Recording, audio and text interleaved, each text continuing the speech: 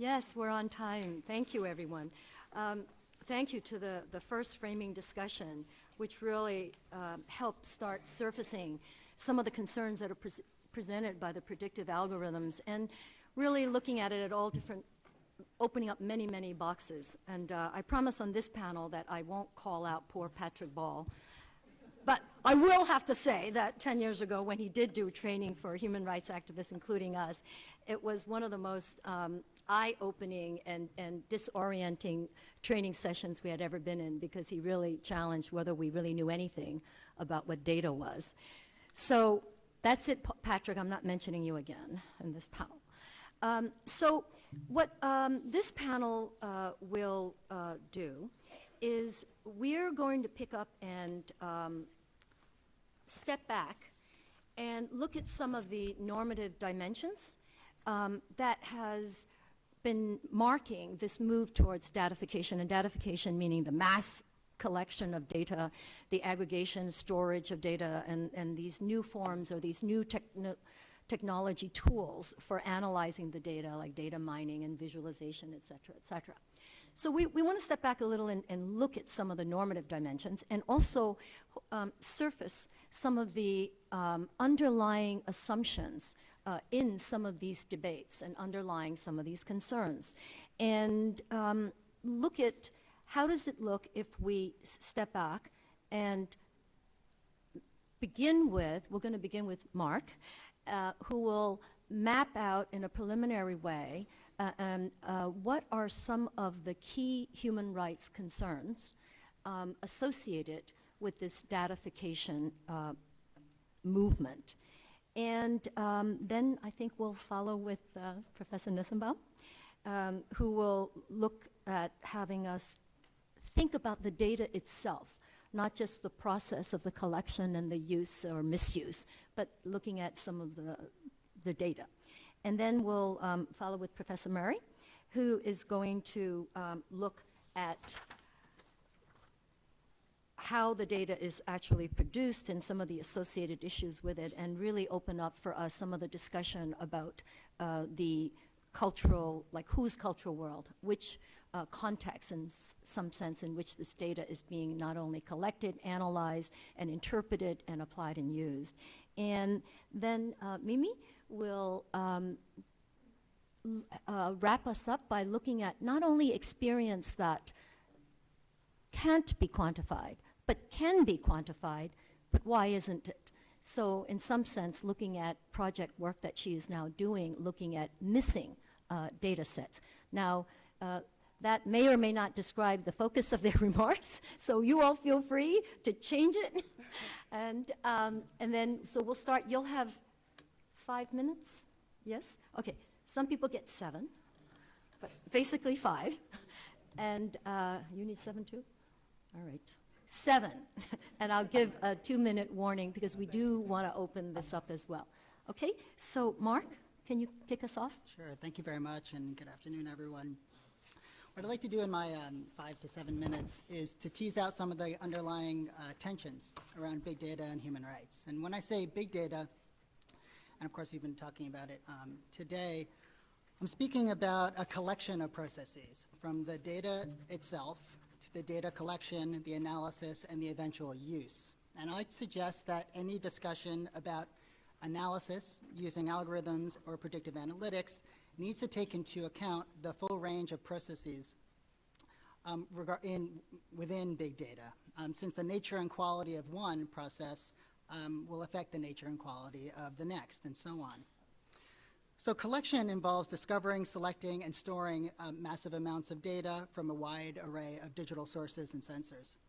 Collection often occurs unbeknownst to those who are data subjects, those individuals creating content or emitting data as a part of their everyday lives.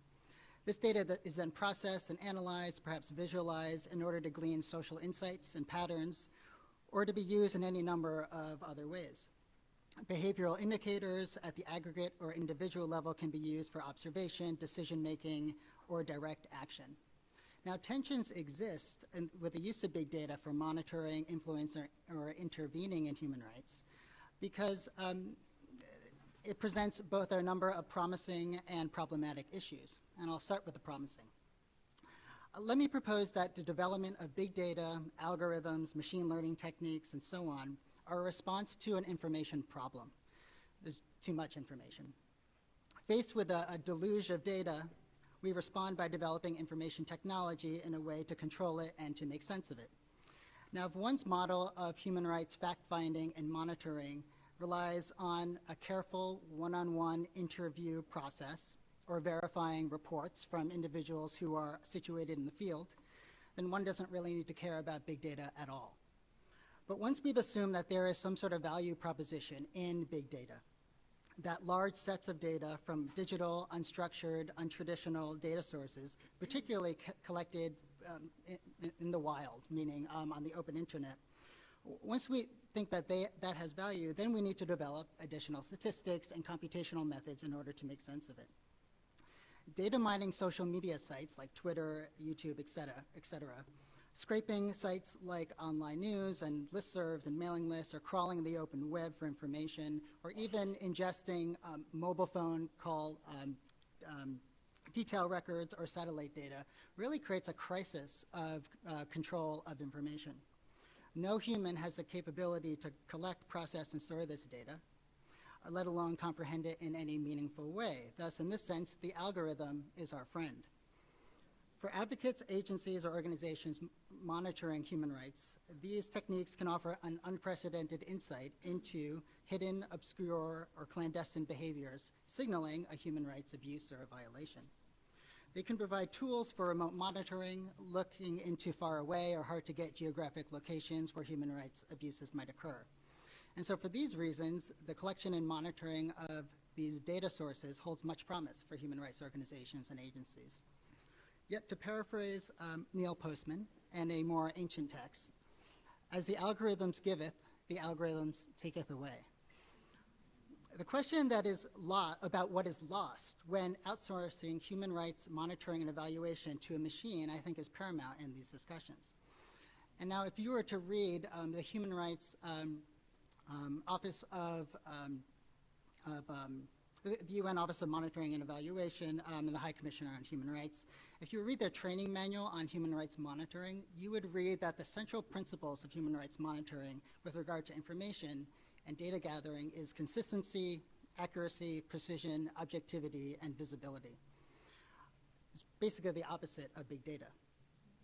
In addition to the potential benefits of using big data for human rights monitoring, there are both unknown and known risks and costs. The misuse or monitoring of data, though the misuse of monitoring technology and the act of collection itself, even if unintentional, can have detrimental impacts on human rights.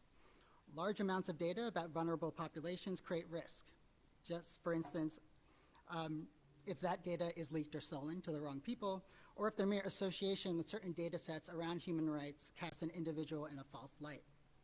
But even using these technologies securely could make the individual subject feel as if their privacy has been invaded. Thus, the very nature of data collection analysis can conflict with the normative frameworks of privacy and ethics.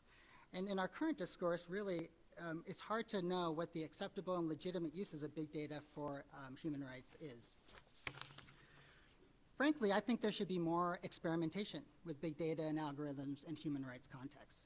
We need to understand how accurate big data monitoring is compared to the gold standard of traditional modes of fact-finding. We need to understand if values like privacy might fluctuate in relation to immediate threats to human life.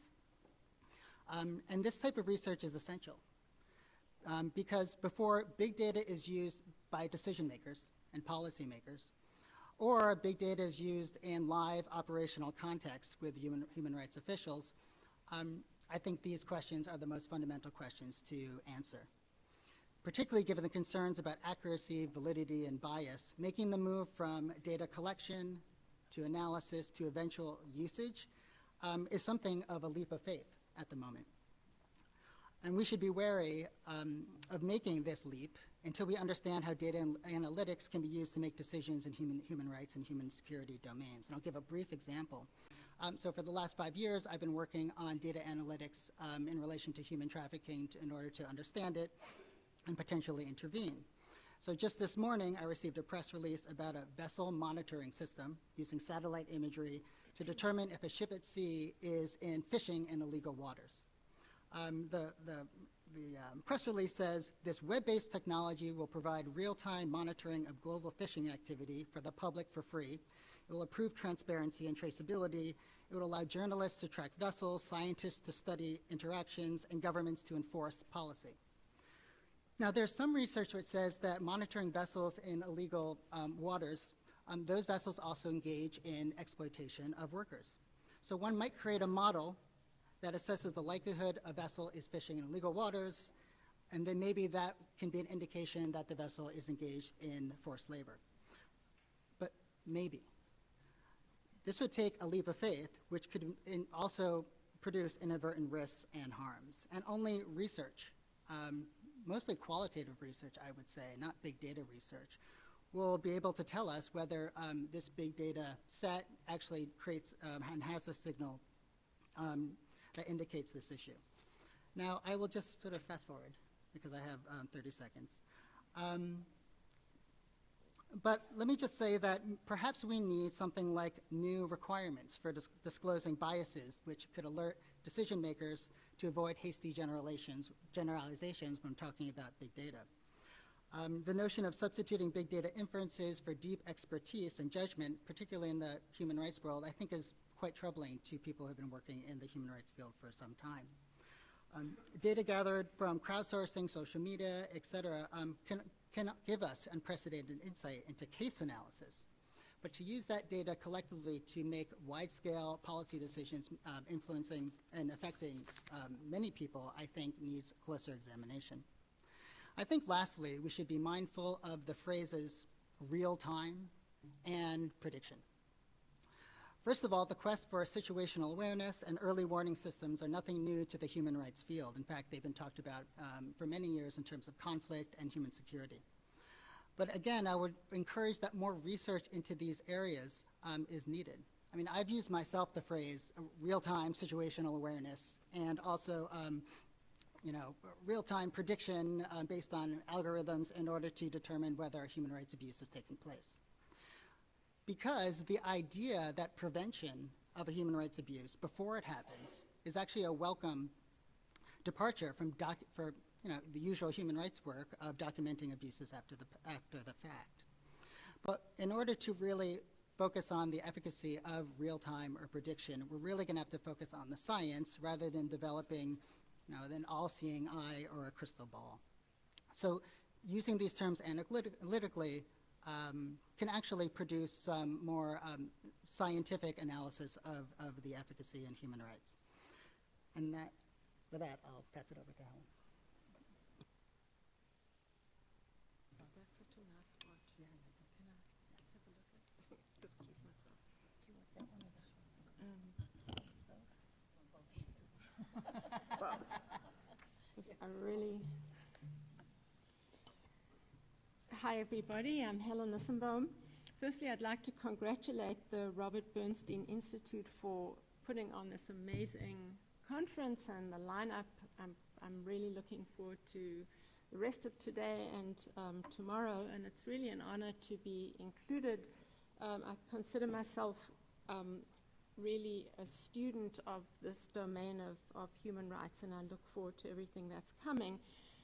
This panel, as I understand it, is to lay on the table some of the normative pieces of the discussion that we're going to have, and already the first panel has given us a lot of excellent ideas to be thinking about. So increasingly, as we've heard, algorithms guide decisions in all areas of life, particularly the family of machine learning algorithms that recognize patterns in data and generate the models upon which predictive analytics is based. We already heard Meg Satterthwaite lay out some of the concerns that she encapsulated under the term tyranny. But I want to think of tyranny a little bit as in relation to this particular set of issues, when powerful actors making decisions about us that are life critical or quality of life critical seem arbitrary to us, and these really map quite well onto these procedural aspects of human rights, where decisions in which we don't feel we've participated, that are obscure to us, there's no transparency, and about which these particular entities are not held to account, that is when we feel we're being tyrannized. Many colleagues in the field that I work in have written eloquently about these particular concerns of algorithmic decision-making, discrimination issues of harm, direct harm, manipulation, exploitation, and so on, as a result of algorithmic decision-making. And I think LaTanya Sweeney spoke very well about some of these in her remarks. But I'm afraid that there's been a growing tendency within our community to fetishize the algorithm, the black box, as it were. Although, again, Jennifer Lynch, I think, has, in her remarks, really helped us attend to what I would like to in my remarks. As far as I'm concerned, this particular family of algorithms, the machine learning algorithms that we're discussing today, are empty shells. They can do nothing, neither tyrannize nor dominate, counter to human rights or the strictures of liberal democracies, without data. For without data, there can be no model. Without the model, there's no prediction upon which to base decision and action. Now, this isn't news to anybody familiar with the public discussion surrounding big data, least of all the practitioners. The voracious appetite for data has fueled and continues to fuel a data grab, the scale of which is unimaginable. And here I should say I'm focusing on personal data, and by which I mean data about individuals.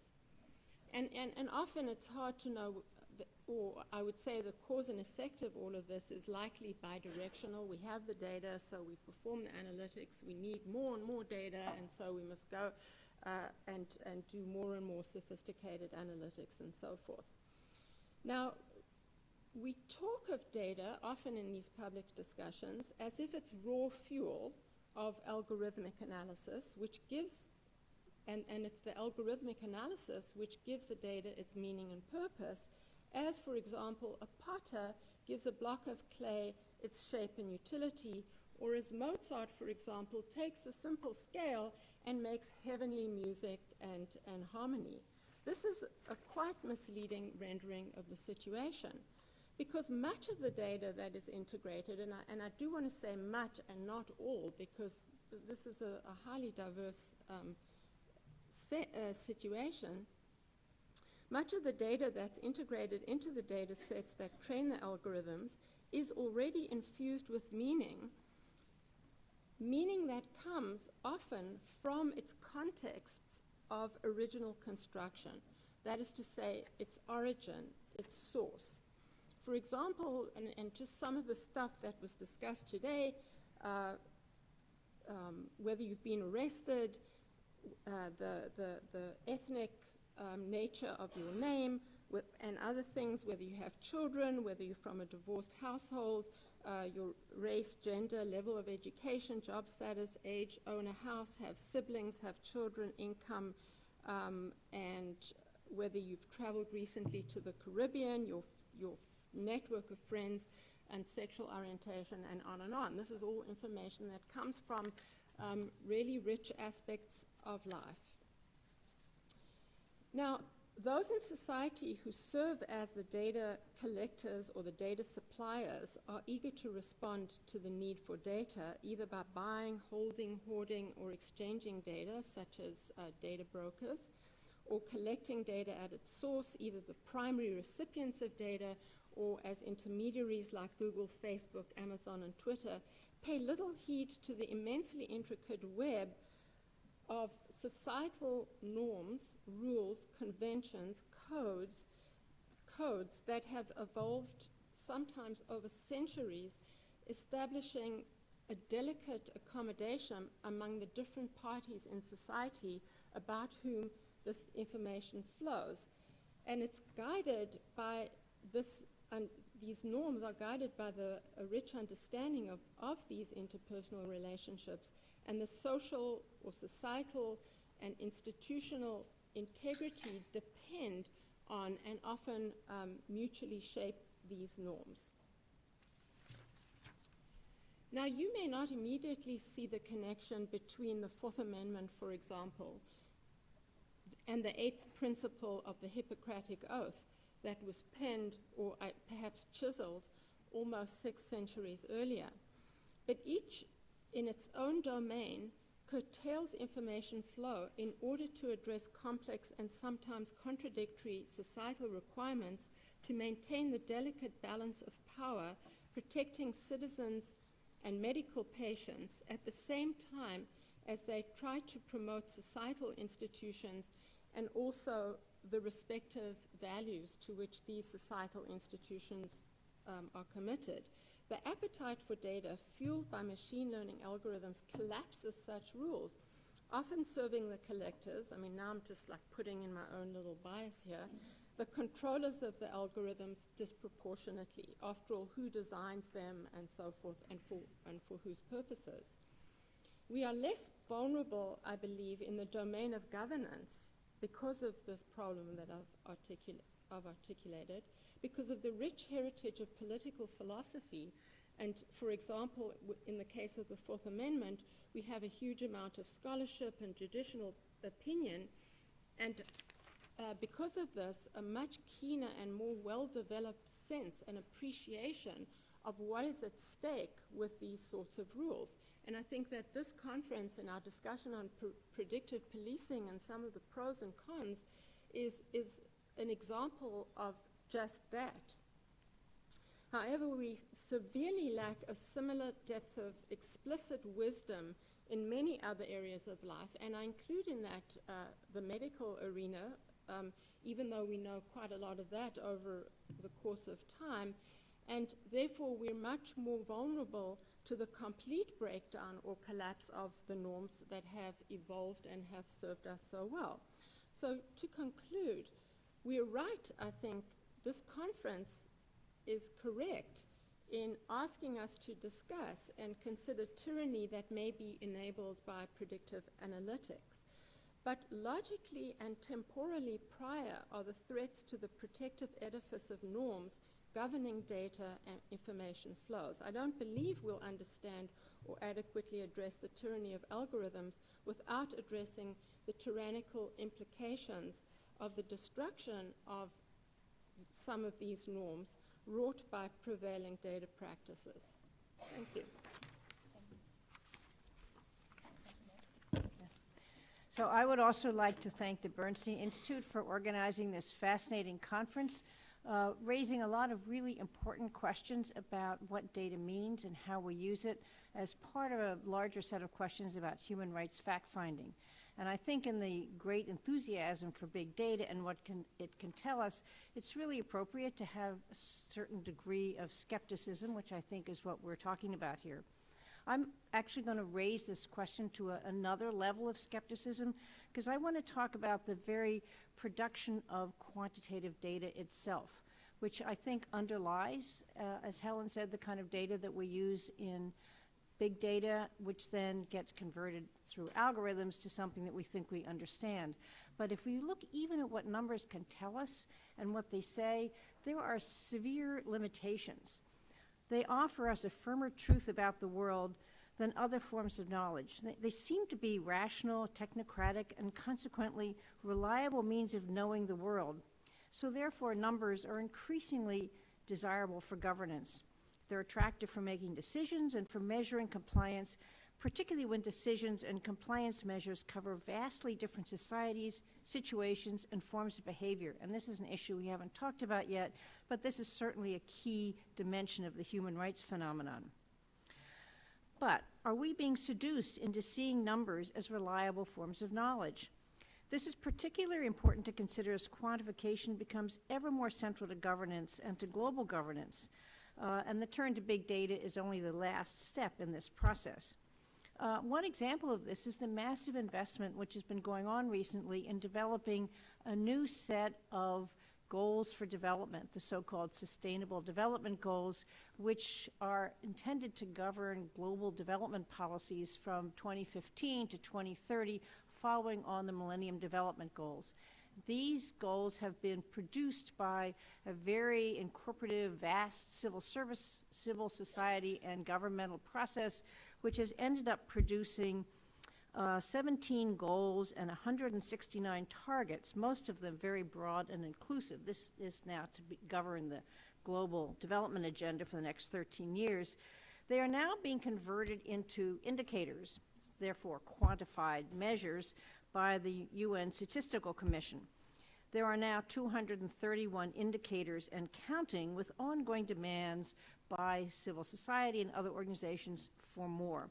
The UN Statistical Commission just 2 weeks ago began to finalize these, because in many cases the indicators are very narrow descriptions of these broad demands, and of course poorer countries are saying we need resources to help gather all this data. So let me just give you a quick example of some of the problems of converting these broad goals to quantified measures. So goal 16 is to promote peaceful and inclusive societies for sustainable development, provide access to justice for all, and build effective, accountable, and inclusive institutions at all levels. Now, this is not exactly human rights, but you can see there's a human rights dimension. That's the goal, fairly broad. This has, one of the targets is to promote the rule of law at the national and international levels and ensure equal access to justice for all. Now, I just want you to imagine how you might go about measuring that. There are 2 indicators that have been produced for this. The first is the percentage of victims of violence in the previous 12 months who reported their victimization to competent authorities or other officially recognized conflict resolution mechanisms, the crime reporting rate. And the second measure is unsentenced detainees as a percentage of overall prison population. Now, these 2 indicators are measuring the rule of law, promoting the rule of law and access to equal access to justice for all. As you can see, there's a little slippage. I mean, this is a very narrow way of describing this big concept. And so we begin to see what kinds of data is being used to address these broad concepts, and these are what we call proxies. They stand for the big concept, but they hardly measure it. But at 231 indicators, can't keep adding more and more. It will be a sort of a disaster of measurement.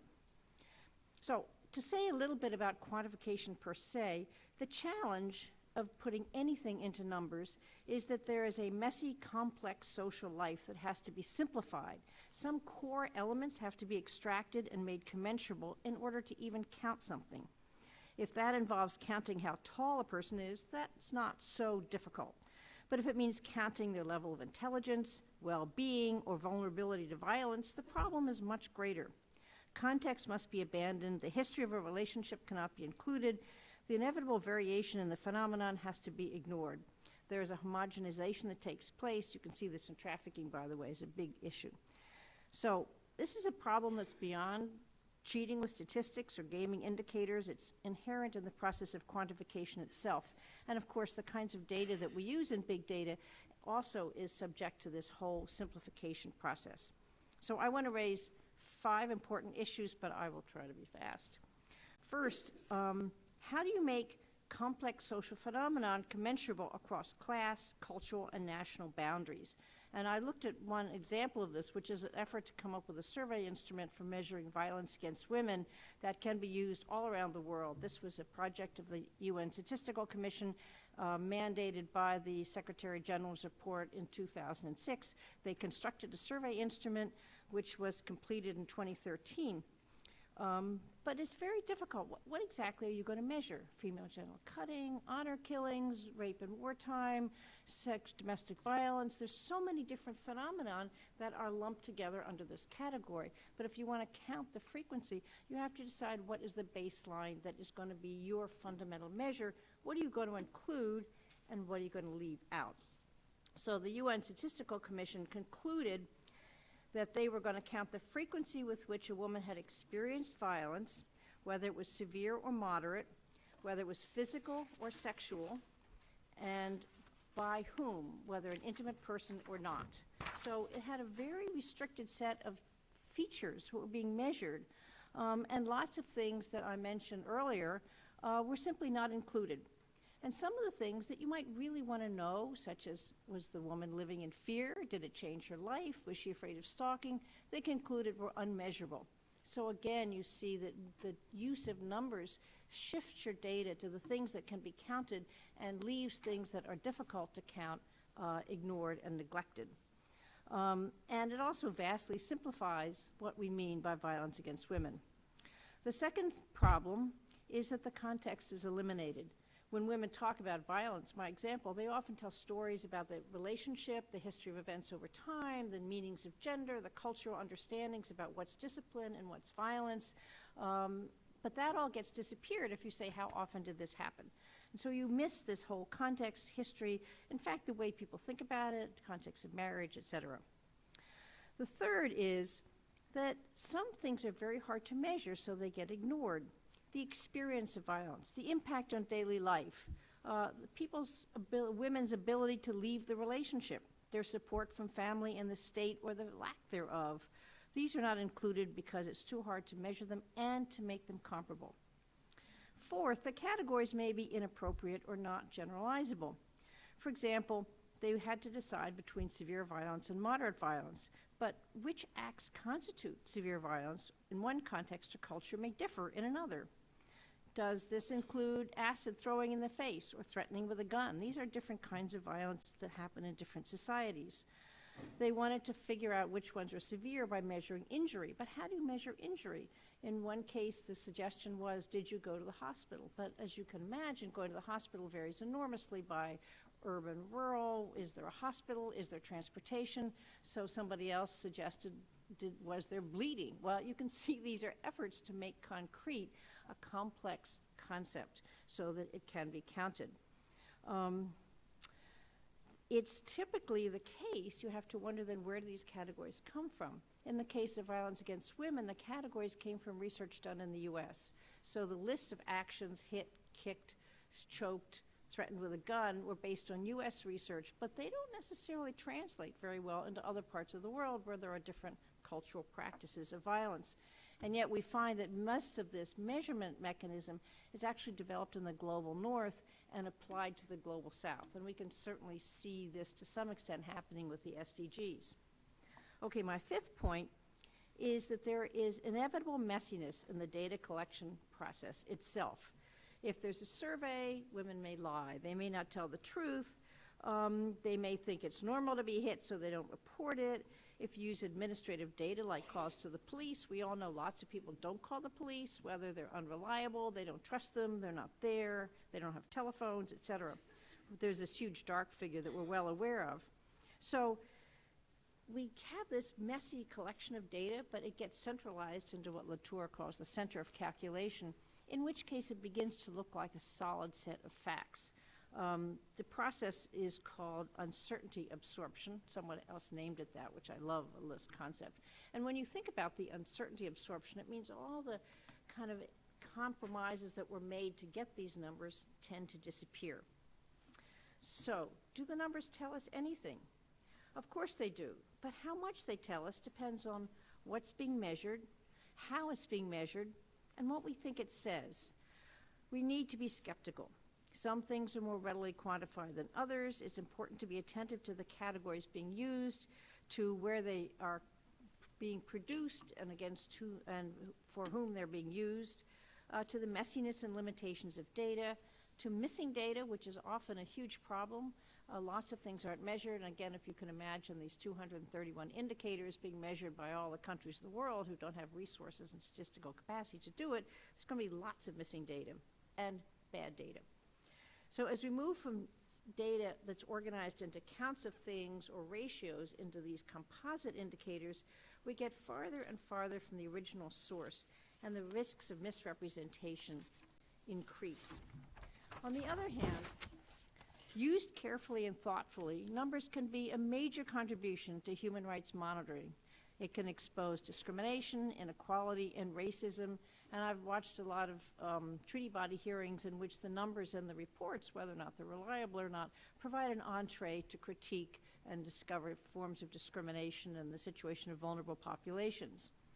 But for all these benefits, there are risks of ignoring variables, homogenizing complex populations, simplifying problems, eliminating context, and maybe even failing to measure the things that most need to be measured. So it's both a really promising technology, but one that has, requires a good deal of skepticism. Okay.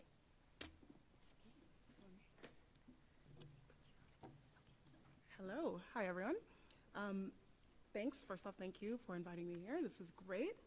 I'm really excited to be here, partly because, unlike maybe anyone else in the room, I'm an artist. So this is not my usual arena, not the usual people who I talk to. So, like I said, I'm very excited about it.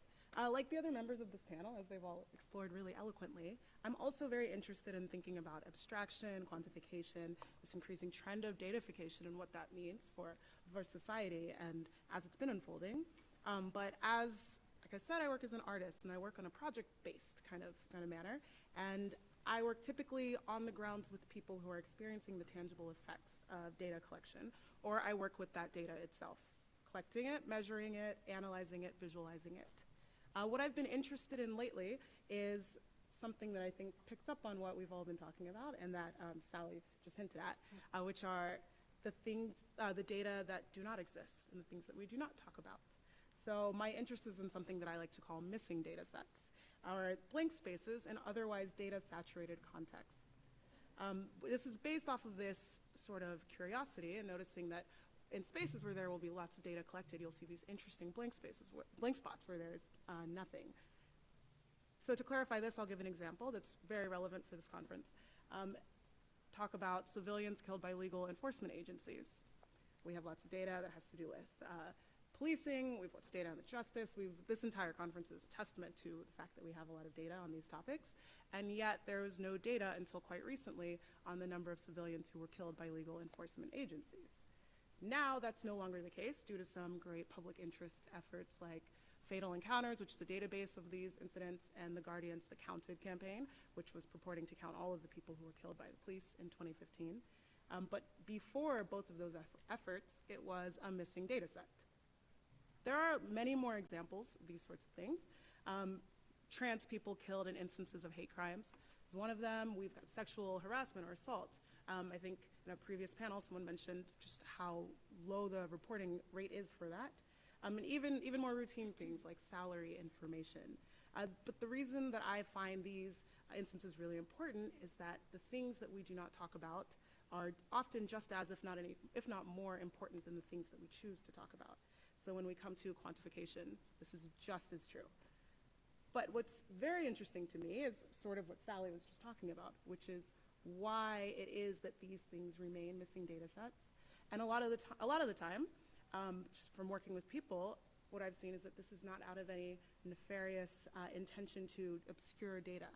Rather, it is because of much more complicated and nuanced problems. Sometimes it's because the people who have resources to collect data do not have the incentive to collect it. So when we talk about campaigns like The Counted and people killed by police, that's an instance right there. Other times it's because the data resists that abstraction and quantification in a simple manner. So for instance, when I talk about the number of trans people who are killed in hate crimes, the information that you are born with might not be the same information that's relevant when you are in an instance where someone is killed, and how do we reconcile those problems? Often it's, so there are lots of reasons for why this is, but the result that I'm seeing in working in this space is that those who are almost always affected by this lack of data are the people who are most vulnerable within that specific context. And what that means is that the answer does not always lie in collecting more data around these topics as well. So these missing data sets force us to reckon with this unshared burden that's clear around the distribution of who has to deal with what when it comes to data collection. And it forces us to think about why things are missing and who is left out of which conversations and which equations. kept it short. I'll leave it there. Thank you, Mimi. I think when we were chatting briefly previously that you were each interested in asking questions further of each other's work. So why don't I open it up first to let you all ask of each other. Do you want to do that first?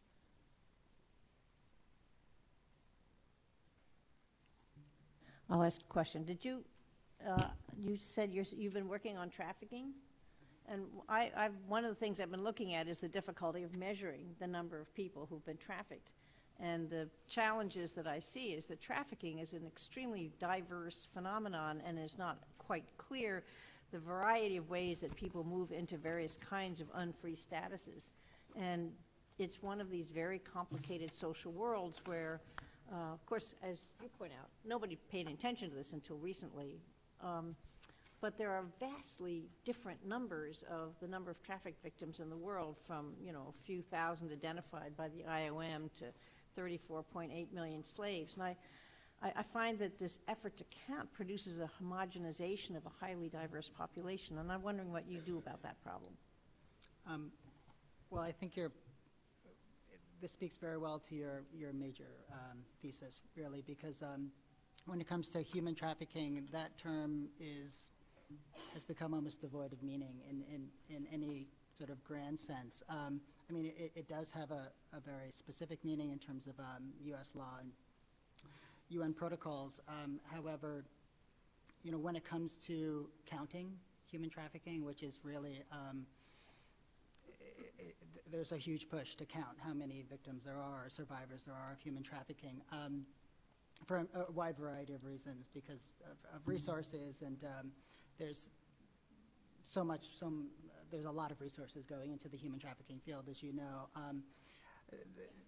The definition itself, I mean, I've been in countless a number of conversations with regard to how are we going to count the number of trafficking victims in the world, in the United States or in New York City, et cetera, and no one can agree on a definition. And these are experts who have been working in the field for about 30 years. And so, you know, I think the first sort of principle of what is the thing to be studied, it escapes most of that field, and I think it's sort of, again, indicative of the challenges of, you know, if we can't define what it is, you know, how are we going to create an indicator around it, and then quantify that, and then collect it, except in very specific cases. So. Did anyone want to pick up? So, I'd like to pose a question. So let me take my prerogative to do that. When we problematize the title of this conference as, you know, tyranny of the algorithm, and then problematize it with the question mark, if we look ahead to tomorrow's discussion in particular, the two cross-cutting panels, followed by 3 specific case studies, actually opens it up because of the participation of experts and speakers who are, whose work is based not primarily in the global north or primarily talking about systems where we assume a kind of political, cultural, social context, i.e. Western or democratic, however we want to describe it. So I want to open up this discussion to invite us to think about what are the implications, what are the questions. We don't need answers. We just need to raise the questions to see the conversation from what you've been saying and start segueing to the conversations that will follow tomorrow. And in particular, the case studies have experts who are experts on both the U.S., in particular legal system and the criminal justice system, and also experts on China. And another way to think of that is when we talk about tyranny of the algorithm, how does it play out if it's actually in a tyranny? I mean, what happens to these questions where the question is not about production of data, collection of data, sharing of data, and the creation of these technical tools, but those tools and the creation and the asymmetry in power between the government actor creating the tools, collecting the data, storing the data, tremendous asymmetry of power. in terms of participation, in terms of definition, in terms of categorization, in terms of use, in terms of monitoring. So I wanted to open that up both for our framing speakers as well as people in the room, because I do want to push us to move to that next part of the conversation, and we are like to open the window to that. One thing perhaps to think about also is to talk a little bit more about participation. So we've been talking about participation as kind of belonging to the procedural cluster of human rights. We've been thinking about, when we say human rights, we've been talking about substantive rights of freedom of expression, privacy, freedom of association, and then some reference to another set, you know. And then participation, transparency, and accountability as the procedural rights. But if we open the whole thing up globally and look at it in an international, global framework, two things. One, the human rights global framework has not been mapped for this conversation. It just hasn't been mapped for the datafication. But for these sets of rights and for participation and for notions of accountability, they have been mapped or being mapped in process within the international human rights framework. So I think one challenge for this conversation is how do we draw on that mapping in the international human rights framework so that it informs in a conversation about technology that doesn't completely privilege the tech, and that doesn't privilege the tech experts, though they are indeed the experts. So I think because once we do that, we can't even talk about participation if experts are privileged or certain types of expertise are privileged. So maybe the question for you folks is, how do we think about enabling more spaces for addressing, beginning to move towards mapping these questions about quantification, the missing data, about participation? How do we, you know, like if you could ask a question of the rest of the speakers today and tomorrow, what question would you pose to them based on your own work, and hoping, like, what is your hope that they will carry from your insights? And so you can think about that while we let you folks jump in, unless you have something you're ready to jump in on. Yes? Okay, Sally. Let me make 2 points, and I'm very glad you brought up the global issue. The first thing, the point that is really important to recognize is that gathering these kinds of data costs a lot of money, and the resource issue is absolutely central, and the capacity of different countries is very different, and countries have to decide whether or not they want to invest substantial resources in measuring things or in doing other things. And I think this is a trade-off that we're not used to thinking about. And and as we get more and more pressure on using indicators for governance, the demands on data increase all the time.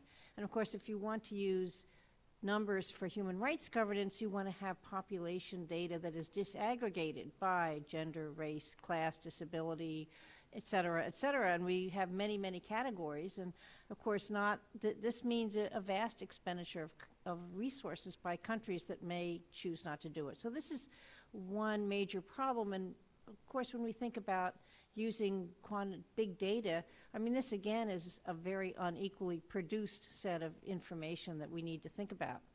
And the second issue is expertise. And I'm glad Sharon raised this, because the expertise to run these quantified systems is not equally distributed around the world, and so that you begin to find the same set of experts are doing this, often in a somewhat untransparent way. And that's why I think the shift in these SDGs between these sort of broad civil society ideas and then the specific concrete indicators, which are being done by statistical experts, is a really important metaphor for the way quantification actually empowers a set of experts. And the more we use big data, the more those small group of experts become even more empowered. So I think this is an issue to look at, this sort of power to produce this kind of knowledge. Anybody else?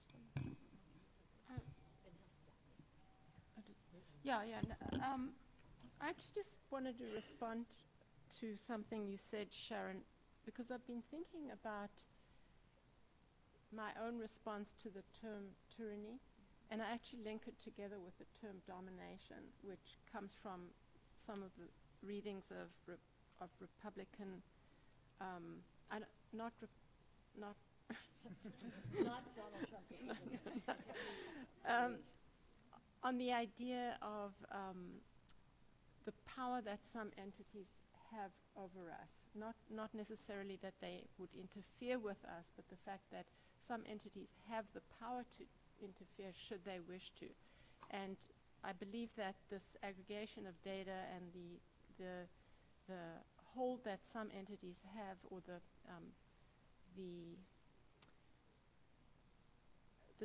and I think some have the resources to exercise predictive analytics because they own the technologies to do so. So why I'm still thinking tyranny, domination sort of plays out here.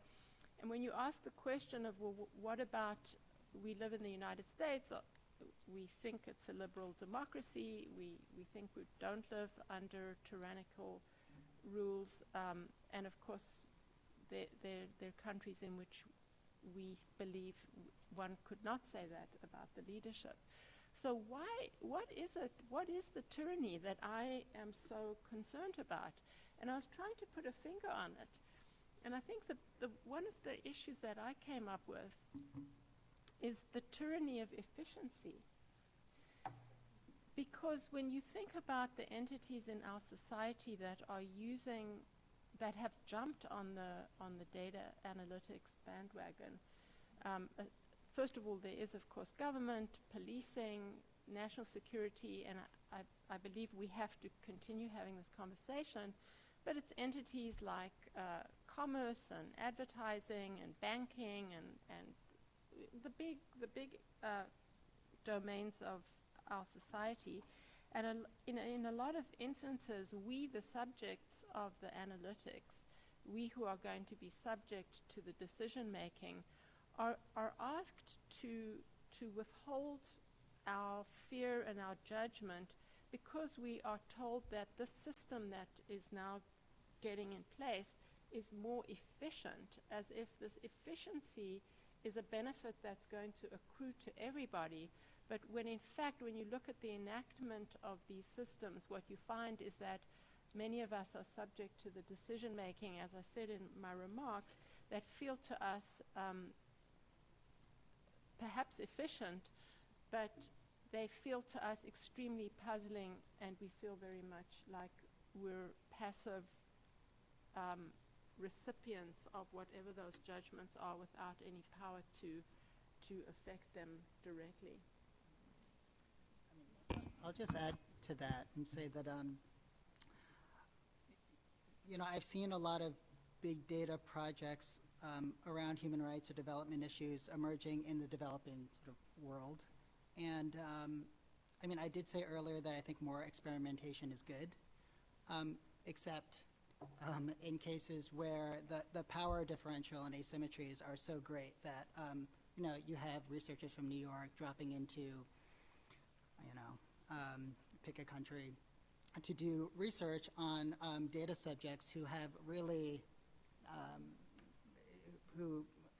where informed consent just it doesn't really apply in many ways, and on topics which are actually really important to their lives, like poverty indicators or health. And I've seen a lot of instances where these projects are being undertaken without much thought of that power imbalance, and I think it's a real problem. I think experimentation on that level, if it was done here, I think it would, you guys are the attorneys and lawyers, I think it would sort of initiate countless sort of privacy lawsuits, but they're happening, in many different countries. And so I think that's something to think about. And also, just to one of your points, there's a sense that, even with human trafficking, if you want to do a human trafficking project in X country on labor exploitation, it's probably hard to get that funded. But if you're doing a big data and human trafficking project in X country,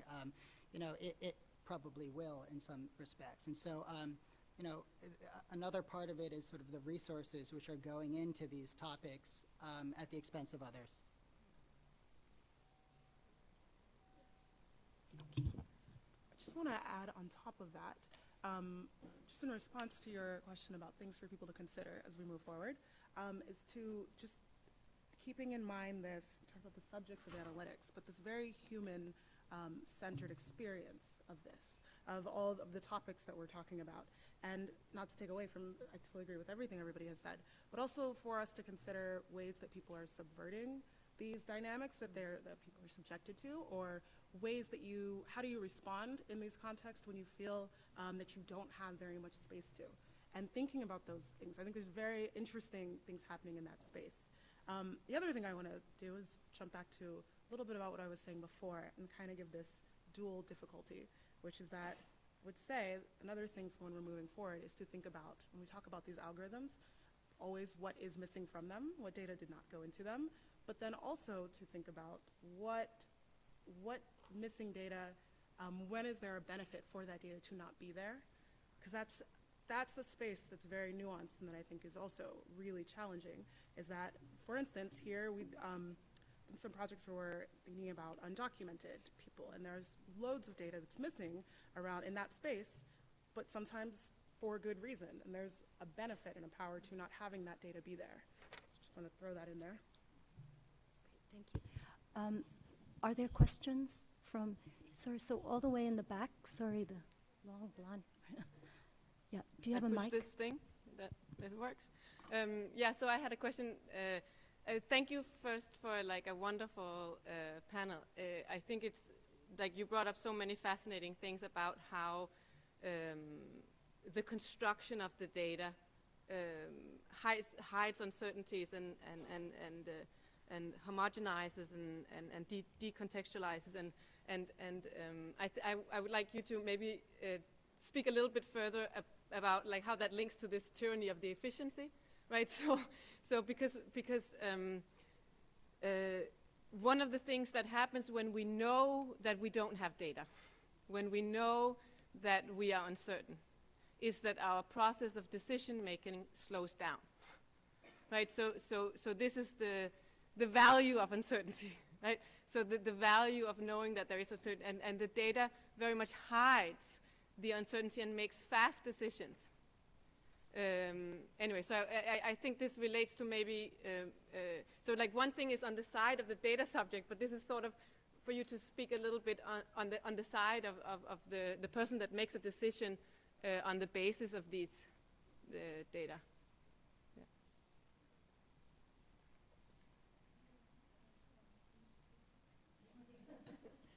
I think it's a great question, and I think the way that this kind of data facilitates decision-making is a really important consideration. The U.S. has now developed something called the Millennium Challenge Corporation, something like that, to decide who gets foreign aid and a set of indicators and measures, and so all you have to do is look at how a country ranks, and the decision is made. So the question is then, what does this displace? Does this place a more nuanced, complicated mode of analysis? It is faster. It displaces the decision-making to the people who come up with the measures rather than the people who are making the decision. And it may displace political debate. It may also displace backdoor private decision-making. You know, this is my friend, so he gets the money. So it's not clear that it's necessarily less egalitarian, but it is a shift in the way governance takes place. And I think that's really the issue we have to talk about. Efficiency is one piece of it. It legitimates the decision, doesn't have to be justified because the numbers are there. It empowers the technical experts and diminishes politics, but may also make decisions more open to public scrutiny and exploration. So it's a complicated but really interesting question. Oh, okay. The concept of efficiency has troubled me a lot, and I'll just explain a little bit of the background. When I've been working with some computer scientists who are designing the future internet architecture, and we got into a discussion because this group that were working with them were humanists and social scientists. We were thinking about the values embodied in the architecture. And they wanted to talk about efficiency as if it was something objective. You could just say efficiency and everybody would know what you meant. And we, the humanists and the social scientists, say no, efficiency is about optimizing on something. And what that is a value choice. So when you ask the question of the perspective of not the subject, but the perspective of, I was going to say perpetrator, but I mean the operator of the algorithm. And I'm really thinking about the first panel in the discussion of predictive policing, is that you could say that, I'm sorry, say for example, I thought Jeff Brantingham's comments were provocative in this way by saying, look, police have a huge problem, you've got limited resources, you have to decide where to allocate, and this way you have a method of doing it. But even in that case, you need to decide what you're optimizing on in order to make the decisions and then test to see whether your system does efficiently optimize on that. And I think the other speakers in that panel sort of added some complexity to that to point us to, and I remember, video surveillance cameras really reduce crime. Isn't that great? They're very efficient at reducing crime, until you start, people start saying, actually, it didn't reduce the crime, it just shifted it to another place where they didn't have video surveillance cameras. And so I think these questions, when you're a bank, you kind of know what you're trying to optimize, or you're a store, or you're Google, or you're an advertiser, you have a sense of it. But when you look at it from a societal point of view, I think that's when you need to push on anybody who claims to be using these predictive analytics methodologies and ask them what it is that they are optimizing on as they strive for efficiency. I'll just sort of just chime in really briefly and say, what worries me about decision makers with regard to big data is the interface. Meaning, what sort of displays the output of big data and algorithms to the decision maker, and the ways that, even visually, and I think Meg's work on sort of biases in data visualization could speak to this, Meg and her colleagues, which is, the very process of visualization also creates another sort of step removed from sort of the data itself. And so I worry that, a decision maker or someone who has operational responsibility will look at some sort of glowing red orb on a screen and think that means what it is purported to mean, but they lack the expertise and the context to really understand how that data was generated and sort of created and operationalized. And so that's what I think about when it comes to decision making. I think, Mark, we should make sure that we raise that question tomorrow in one of the cross-cutting sessions when we have some of the private sector companies who are creating these technologies, and we should raise some of these, because I think it'd be really interesting to hear from the angle of the creators of some of the tech. There was a hand all the way in the back. Yeah.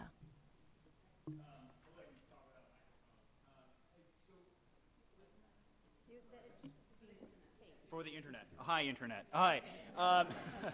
So I'm really kind of interested in great topics and great conversation around this. I just give some background for my question. I do a lot of teaching. I'm a practitioner in algorithms, and I teach for the city of New York. And so I'm really kind of interested in this in a practical way.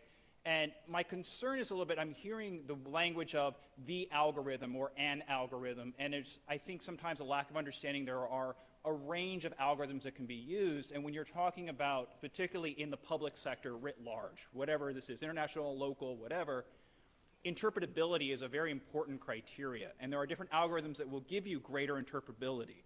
And I encourage my students to think about this in a much more nuanced way. And one of the problems when we surrender this conversation to practitioners, particularly vendors, is they will look at something like, oh, well, we get 5% greater accuracy in this algorithm. but it's a black box, and we cannot tell you anything about it. And I think it's really important to be able to say, okay, yes, no, that's 5%, yeah, that's great, but that's not helping us realistically, because interpretability is also a valuable thing.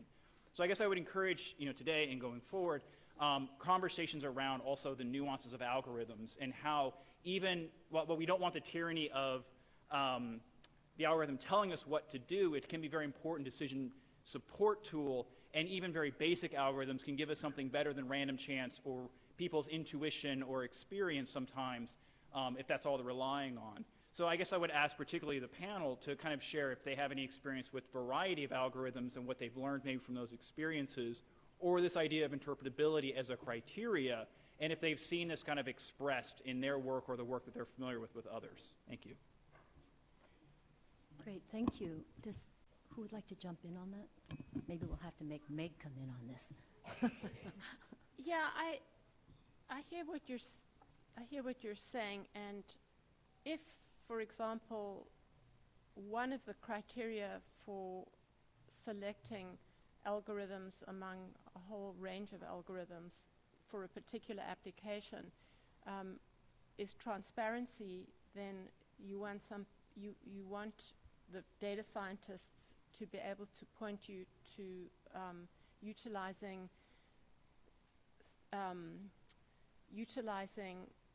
the algorithms for the task that have greater interpretability. That said,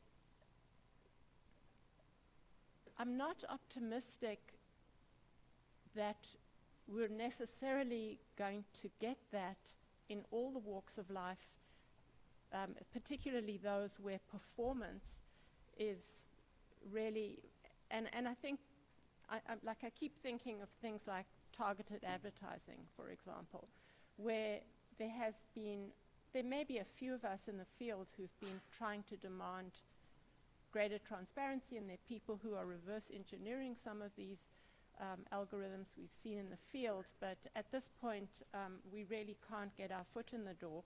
And it would seem to me that if you're a merchant and you want to spend a little bit of money on targeting your ads to the right sort of people, you're probably going to prefer performance, even a black box kind of performance, than go for something that you might encourage your students to do, which is something that has greater interpretability. So I almost feel like the interests are so conflicted on this particular point.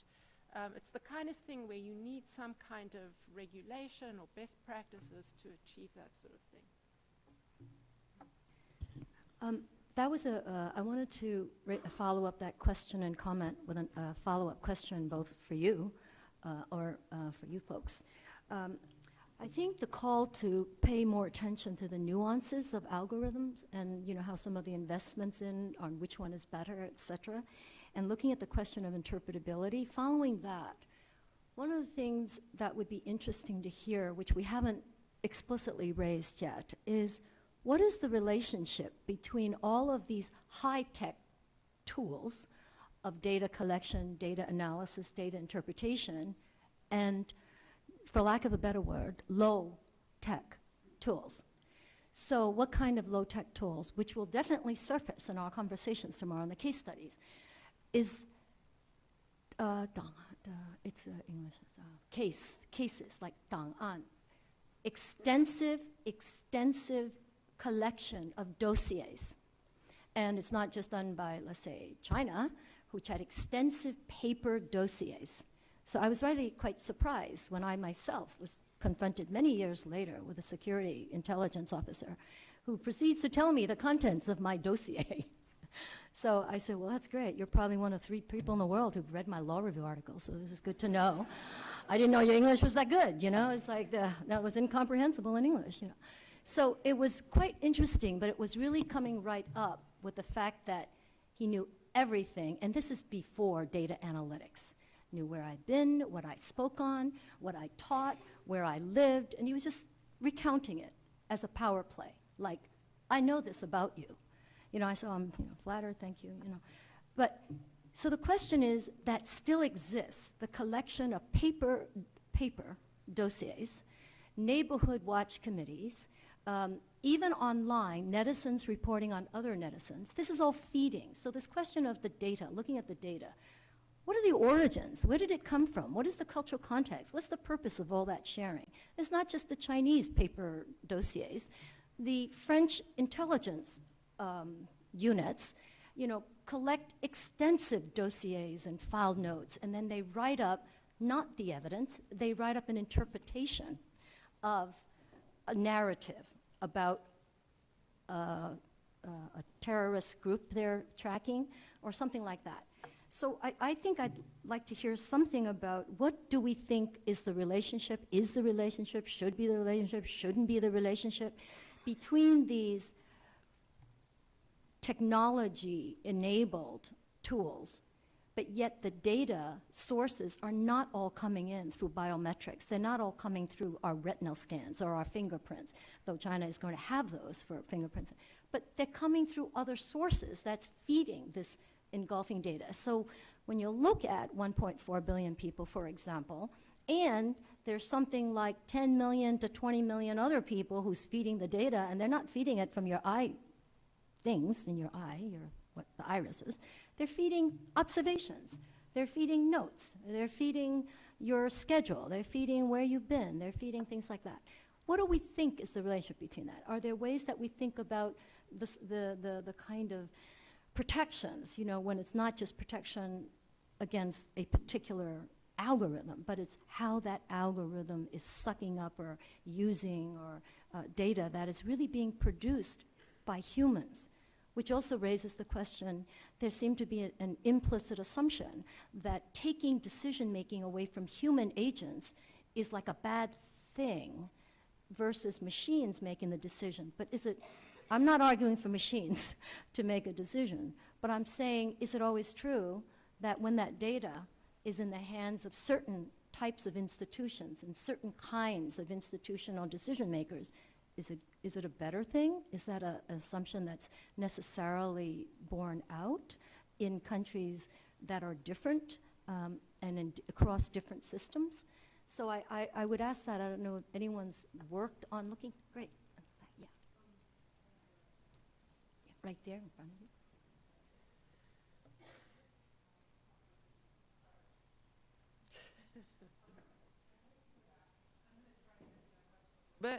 But I'm going to go back to the question of interpretability because I think it's really quite related. By the way, I'm Kathy O'Neill, Math Babe. So there is regulation about interpretability for credit card decisions. I'm sure you know that, Helen, which is to say you're supposed to be told why you're not getting a credit card. If your credit card application has been denied, you're supposed to be told why. This forces the credit card company, number one, to use an algorithm that is interpretable. They typically use decision tree algorithms. And it also forces them to use reasons that they can actually say out loud. And so that's the part where it comes back to the profiling. So right now in this country we have a data warehousing system, basically dominated by Axiom and other places, that take in all kinds of data about each of us and then they profile us. Single and struggling or elderly and sick or whatever, which then gets fed into further upstream to, kind of credit score type stuff. The credit score type stuff is not regulated, and therefore we don't have the same kind of look into how our score works. So we don't have the same kind of civil rights protections that we do with actual FICO credit scores. Like we can't ask, show me my credit report, show me the data that you're using. I can correct things that are wrong. We don't have that kind of thing in profiling. But if we did, if we insisted on exactly that kind of regulation for more general, like big data credit scores, then we would have the same kind of thing we have with the credit card decisions, where they're forced, if they're forced to explain it to us, then they have to have some kind of evidence that they can explain. So that's not always good, because in China, for example, they're not trying to hide the fact that they're using retina scans. It's only good in the context where they would actually be embarrassed by using some kind of data, like sensitive data information. Great point. Thanks. Okay, over there. My name is Joris van Hoboken. I'm here at NYU. I had a question for Mary. So I really like the examples that you explained with the quantification issues that you run into, and the example you used to illustrate those general issues with the violence against women. So I wanted to ask you if you think basically through quantifying things, does it make sense to think about it that you basically reconfigure or redefine the value itself? So by measuring, or trying to measure or trying to produce indicators, you make particular choices, and if we all end up basically making our governance decisions on the basis of those indicators, we are actually, in a way, de facto, we are trying to optimize a different value because we have selectively measured it, and not certain things have just kind of fallen off the train. So I would like to ask you, could we, is there research on how that redefinition takes place through quantification? If you quantify a particular thing, is that possible actually to research that, and how does it end up being redefined? So in the context of the violence against women, what kind of new thing are we then, if you care about violence against women, maybe you end up measuring something else. So what is that something else that you end up measuring or producing in this new quantified context? Does that make sense, as a question? It's I'd just like to press you maybe a little bit on what ends up being measured in the place, what ends up being produced in this new quantified context. I think it's a great question, and I think what happens is that the process of measurement is actually creating the phenomenon that you're claiming to measure. And if I can give an example where this has been done a lot, there are many efforts to measure the rule of law. Now, we all know this is a very complex, multifaceted concept, but sooner or later, the definition of the rule of law is probably going to be generated by the indicator itself. There are actually multiple measures out there, and one of them may come to prevail, and sooner or later, we will now know what the rule of law is through the measurement and through what's gotten included and what's gotten excluded. And we see this phenomenon all the time, that we know what intelligence is because it's what the intelligence test measures. Those of us who are professors are all complicit in deciding which students are smart and which aren't by our grading processes, which, as we all know, are subjective and interpretive and don't really reflect the diversity of intelligence. So you can create the concept which includes certain things and excludes other things, and then you name it, and by naming it, you label it and you make the thing. There are actually, possibilities of resistance. I mean, to go back to my violence against women example for a moment, there was no measurement of how many assaults in the U.S. were actually domestic violence cases and how much were routine garden variety assaults until about 1993. The example of how much violence there is against trans people, how much homophobic violence there is, until that gets counted separately, we don't actually know that. And you had a lot of examples of the things that get not counted, not existing. And of course, one of the classic examples is that in measuring the contribution of people to economic development, we've typically measured financial, how much income measures, which has ignored the whole field of care, raising children, unpaid domestic labor, unpaid labor in the field. So there's a lot of selective process. And then you say, okay, now we have a measure of GDP, but we have to think about everything that's gotten left out. So there's a very clear construction that takes place through what looks like just a measurement of a reality. We're actually always creating that reality. And so contesting that creation is really important. But can I just ask you a question also? Are we Yes. worse off? Meaning, I know it sounds like this is a question that comes up always in this kind of a wrangle. Are we worse off than we were before we started this process? Because at least we're airing these things, even if it's not, and maybe you could ask the same of many indices. Oh, I think that's right. I have, of course, as you all know, been fairly skeptical about this, but it was pointed out to me that the SAT test which again is a very narrow description of what intelligence is, did identify patterns of racial discrimination in access to higher education. It made it quite visible. So it's very complicated that, you know, even as you create a phenomenon through measurement, that can actually reveal certain practices of discriminations and inequalities, depending on what gets measured and what doesn't get measured. I don't know if that answers your question. No. But, all right. But you know, I actually do wonder, you know, what really is different in this conversation than any conversation about, you know, survey research or a poll, which is trying to, you know, if anyone's ever created a survey, you have a question which is trying to get to a variable which you might not capture. So I do wonder what is different in this conversation. We're talking about big data, algorithms, like what is uniquely different about this conversation, which we wouldn't be, you know, we would have the same exact conversation in any other social science class, I guess.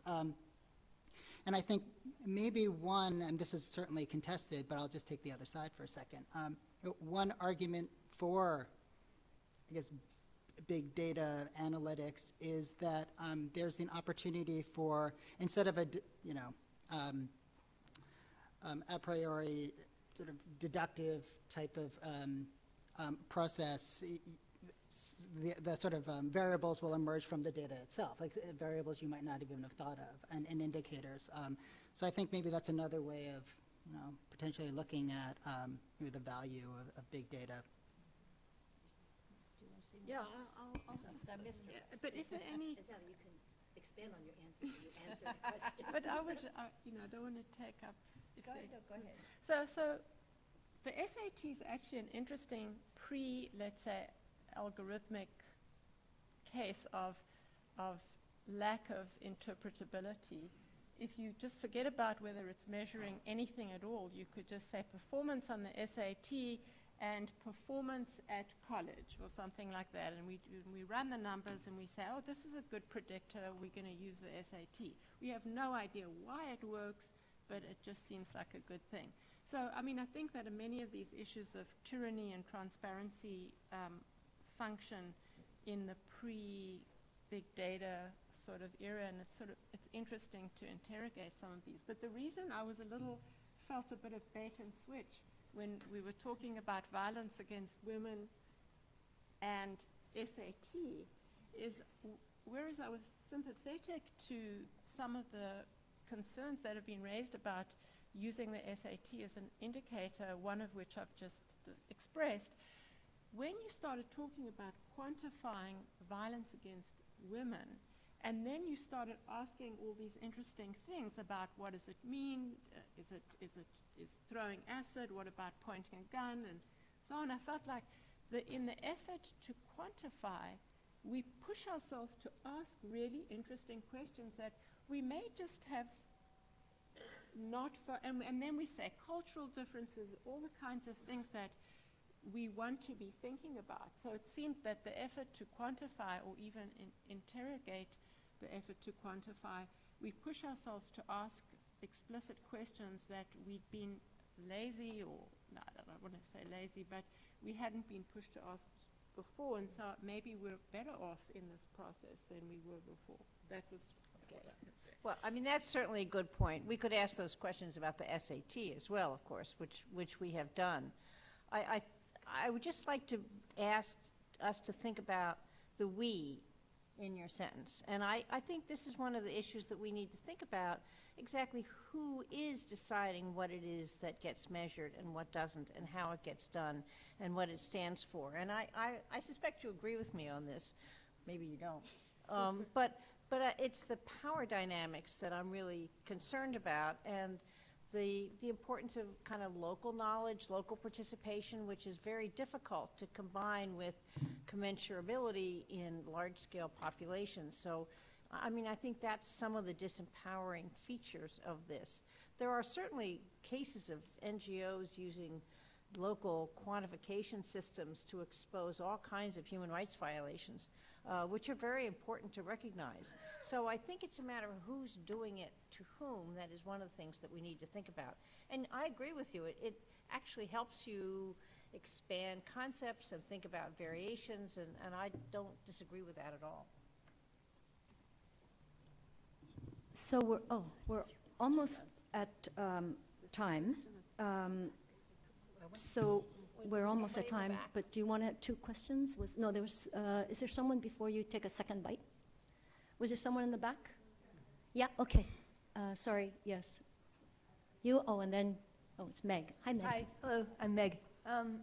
Very interesting discussion. I just wanted to throw in, for your comments, the question of aggregation of indices. Because one of the things I'm starting to see, especially in sort of global aid stuff, is people are compensating for crappy indicators, crappy data, by aggregating more and more different kinds of indicators and making more and more complex indices, which are less and less transparent. I just wondered if you'd seen that in other settings. Thanks. Should we just get a few questions? Let's take, because we're almost at time, so let's take the last round, and then they can address them all in one cluster. There was someone else in the back? Yeah.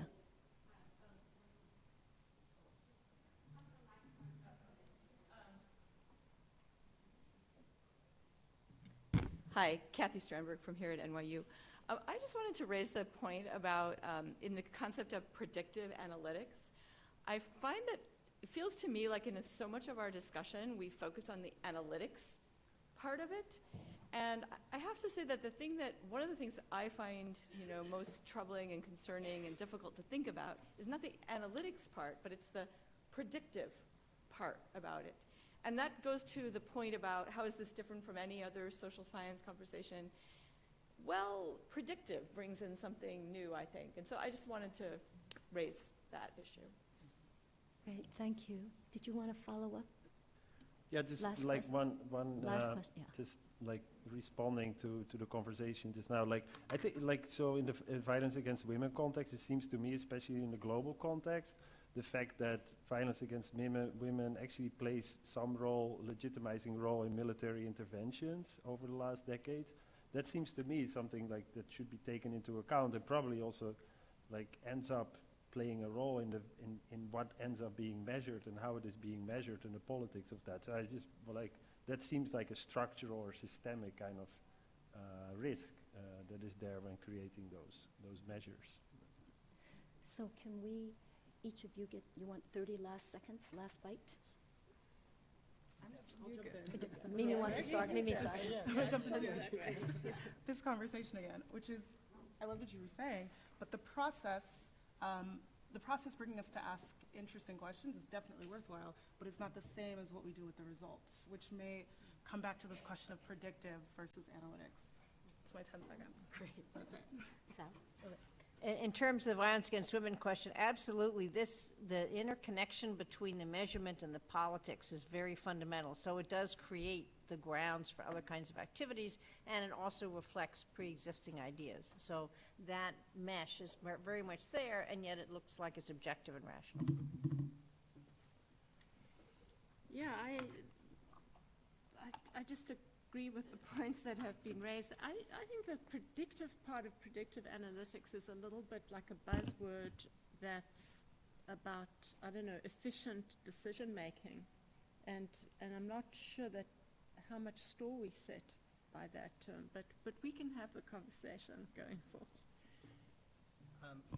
I'd also like to be in on that conversation because I've also just thought about what predictive really means, and how is that really different than any other type of probability sort of, or confidence interval, or any type of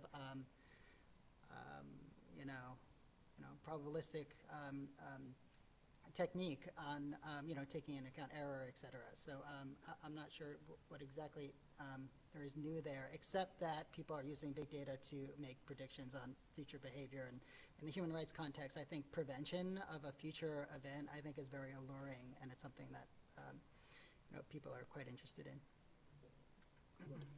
Great. Well, thank you so much. And maybe just take the prerogative of the moderator, one final word on the predictive, that the predictive is important, but one of the key questions posed for the symposium was, are there ways in which these technologies can be rights enhancing? Are there ways in which it might promote? And I would suggest that beyond what has been a traditional role of human rights NGOs, that is expose,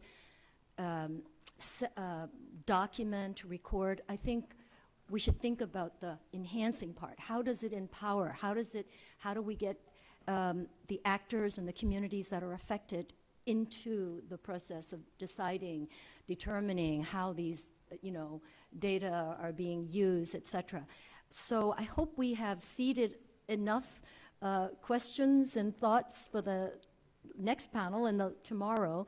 And I want to thank the panelists for very rich and thoughtful, though they were all nervous before that. They were all so different, they had nothing to say to each other. And it turns out they had a lot to say to each other.